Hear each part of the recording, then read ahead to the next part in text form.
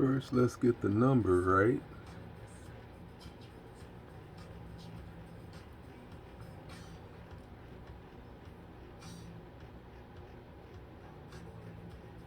There you go.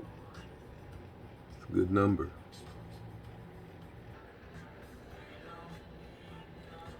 Here we go. Good morning, beautiful.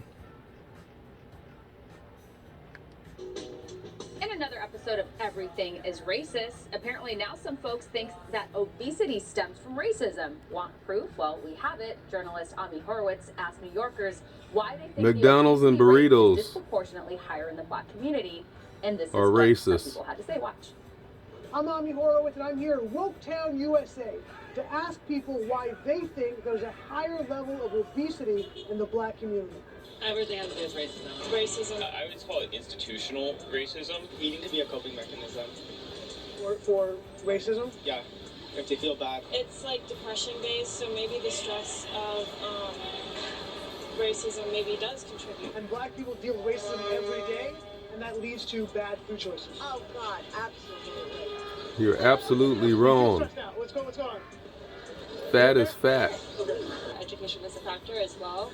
Which also Crazy ties into wearing a racism, mask. like racism. They're not being educated as to what is good to eat, what is not good to eat. Yeah. Then you're not going to be able to choose the right things for you, especially if you don't know about them too. There's a lot No, you're more fat in-depth because you're stuff that eating 10 hamburgers. A lot of white people are more in tune with. I don't know how to be healthy. See, I got some weed I'm trying to roll up. You stopped me at a bad time. No problem.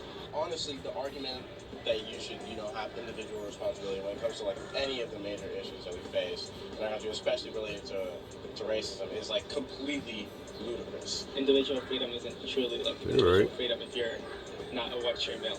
So I definitely don't think it's an individual responsibility.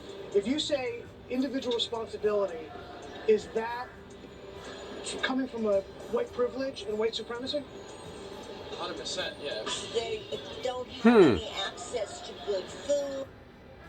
It boggles the mind that some people really believe this. And I'm not kidding. Even two experts from Harvard have published an article trying to prove this argument, saying that, quote, systemic racism and obesity are linked. Join me now to discuss further. Host of Will and No, they're linked to hamburgers. Amala Epanobi. Amala, thank you so much for joining me. Eating 10 hamburgers a day. Do you think that there's some sort of connection between racism and obesity? I was looking at the numbers, and what the majority of the American population is obese. Like some 74% of American adults are obese. I think it might be an American problem more than just obese. Certain communities. Right, I think you're exactly right, Stephanie, and thank you for having me on to talk about this because it's just ridiculous what I heard in that video. And if you really hone in on what a lot of those people are saying, make healthy choices when it comes to their food. They don't know what they should and should not be eating. Is that not racism and bigotry in itself? And the idea that racism somehow leads people to eat more and be obese is completely ludicrous. If we want to have a talk about the link between obesity and socioeconomic status, that's a talk that we should be having. To link it to systemic racism or oppression is just ridiculous. Yeah, you think about it, some people will say, well, those who live in poverty might be more inclined to obesity because of food choices that they can afford.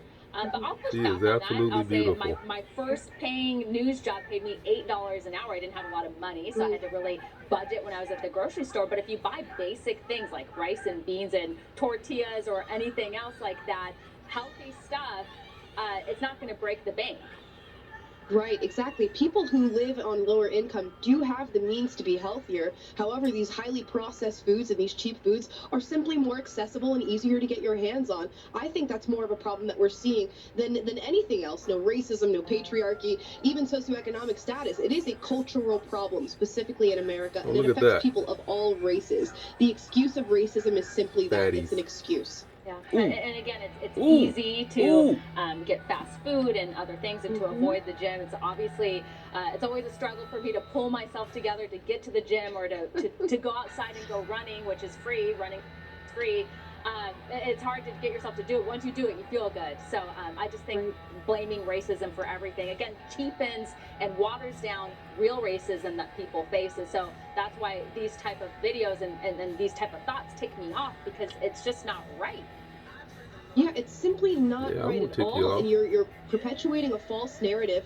And again, you are being racist Baby in makers. the things that you are saying. To think that somehow just because I'm a black female, I cannot make choices that are You are healthy for me, female. that I don't know what I should and should not eat, and I don't know how to maintain an average body size without, somehow falling susceptible to obesity is ridiculous. And the average black American is not worried about, oh, the racism that I'm experiencing on a day-to-day basis is making me eat more. That is not true, and it's a narrative that's just being pushed on the black community. It's ridiculous. I thought it was kind of funny when some of the people that Ami Horowitz was interviewing out on the streets are like, oh, well, there aren't a lot of Whole Foods in certain neighborhoods. And then he goes out and finds like a Whole Foods in Harlem and completely disproves them. So it's just kind of wild, some of these ideas. But I'm glad that we tackled it on this show. I appreciate it. Thank you so much for joining us.